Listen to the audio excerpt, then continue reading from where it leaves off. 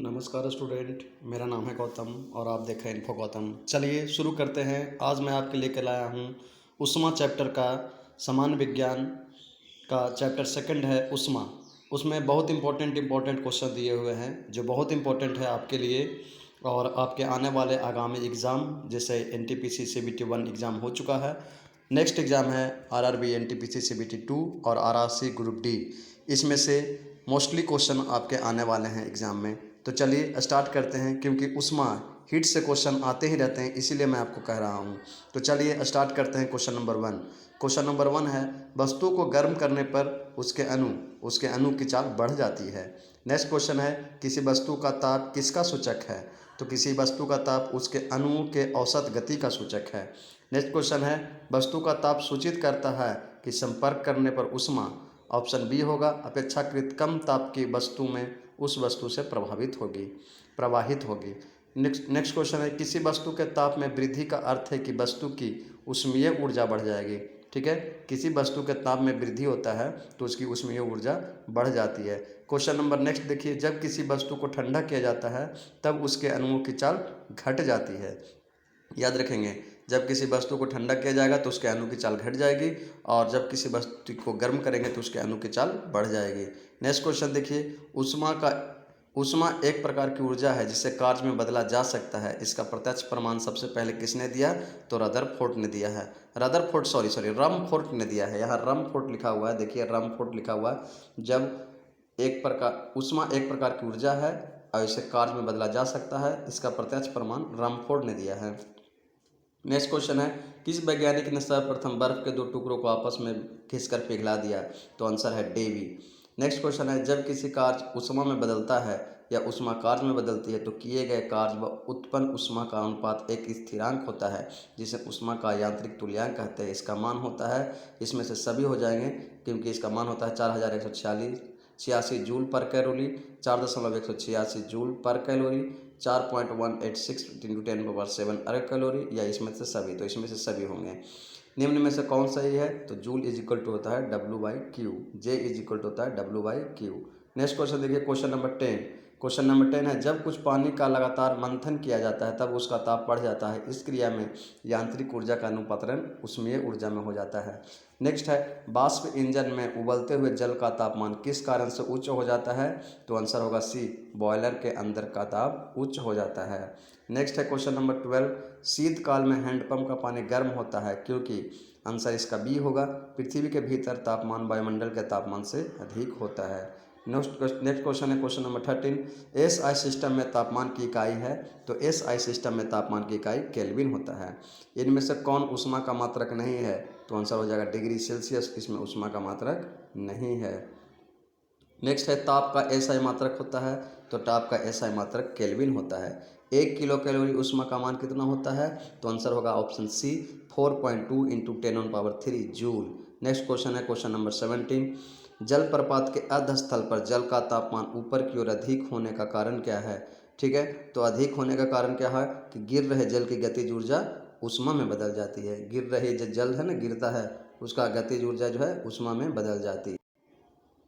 Next question देखिए, question number 18, गर्मियों में ताप 46 डिग्री हो जाने पर भी ऊँट गर्मी से राहत महसूस करता है। तो इसका कारण है, ऊँट जो अपने शरीर का तापमान है उसे 42 डिग्री तक बढ़ा लेता है। बर्फ़ पर दाब बढ़ाने से उसका गलनांक क्या होता है? घट जाता है। बर्फ़ पर जब दाब बढ़ाएंगे तो उसका गलनांक घट जाएगा।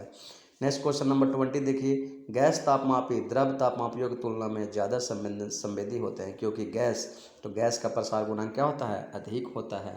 क्वेश्चन नंबर 21 देखिए, ताप युग्म तापमापी किस सिद्धांत पर आधारित है? तो सीबेक के प्रभाव पर आधारित है। ताप युग्म जो तापमापी होता है वो सीबेक के प्रभाव पर आधारित होता है। अत्यंत ऊंचे तापों की माप की जाती है। तो आंसर होगा पूर्ण विकिरण तापमापी से। अत्यधिक ऊंचे तापों की माप किससे की जाती है? तो पूर्ण विकिरण तापमापी से की जाती है। पूर्ण विकिरण तापमापी किस सिद्धांत पर आधारित है? तो आंसर हो जाएगा स्टीफन के सिद्धांत पर आधारित है, स्टीफन के नियम पे।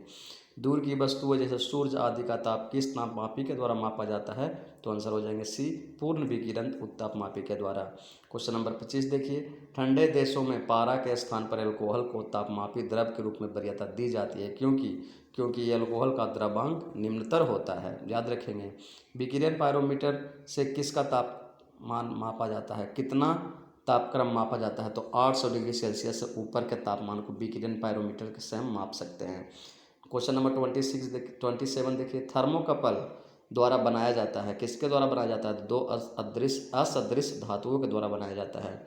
सूर्य का ताप मापा जाता है तो पायरोमीटर तापमापी के द्वारा मापा जाता है। क्वेश्चन नंबर 29 देखिए, निम्नलिखित तापमापियों में से किसे पायरोमीटर कहा जाता है, तो विकिरण तापमापी को पायरोमीटर कहते हैं। क्वेश्चन नंबर 30 है, निम्न में से कौन सही है, तो सेल्सियस को फ़ारेनहाइट और फ़ारेनहाइट में सेल्सियस को बदलने का नियम है F-32/9 = C/5, यानी कि ऑप्शन बी सही हो जाएगा। क्वेश्चन नंबर 31 देखिए, सेल्सियस तापक्रम पर जल के क्वथनांक तथा हिमांक होते हैं, तो सेल्सियस तापक्रम पर जल के क्वथनांक 100 डिग्री सेल्सियस तथा हिमांक 0 डिग्री सेल्सियस होता है। क्वेश्चन नंबर नेक्स्ट देखेंगे 32 देखिए, ताप के सेल्सियस पैमाने पर परम शून्य का मान होता है, तो -273 डिग्री सेल्सियस। याद रखेंगे, ताप के सेल्सियस पैमाने पर परम शून्य का मान कितना होता है, -273 डिग्री सेल्सियस। केल्विन मान के मानव शरीर का समान ताप होता है कितना, तो 310 केल्विन। कितना होता है, 310 केल्विन। कौन सा तापमान सेंटीग्रेड और फ़ारेनहाइट दोनों तापक्रम मामलों में समान होता है, तो -40 डिग्री सेल्सियस, जो ऑप्शन डी में दिया है वो आंसर हो जाएगा। न्यूनतम संभव ताप है, तो न्यूनतम संभव ताप कितना है, -273 डिग्री सेल्सियस। नेक्स्ट देखें क्वेश्चन, फ़ारेनहाइट स्केल पर किसी वस्तु का ताप 212 डिग्री फ़ारेनहाइट और सेल्सियस पैमाने पर उसका वस्तु का ताप कितना हो जाएगा, तो 100 डिग्री सेल्सियस हो जाएगा। सेल्सियस पैमाने का 0 डिग्री सेल्सियस फ़ारेनहाइट स्केल के कितने डिग्री के बराबर होता है, तो 32 डिग्री। 0 डिग्री अगर सेल्सियस में है तो फ़ारेनहाइट में 32 डिग्री हो जाएगा।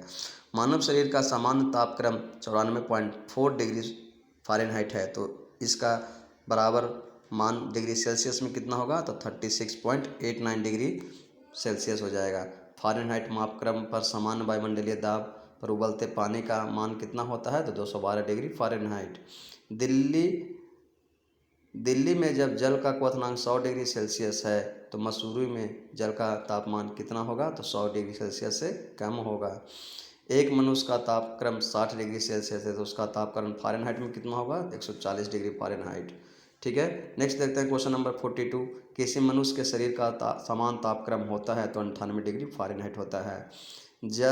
तप्त जल के थैलों में जल का प्रयोग किया जाता है, क्योंकि इसकी विशिष्ट ऊष्मा अधिक होती है। क्वेश्चन नंबर 44 देखिए, धातु की चायदानियों में लकड़ी के हैंडल क्यों लगे होते हैं, तो लकड़ी ऊष्मा की कुचालक होती है, इसी कारण लगे होते हैं।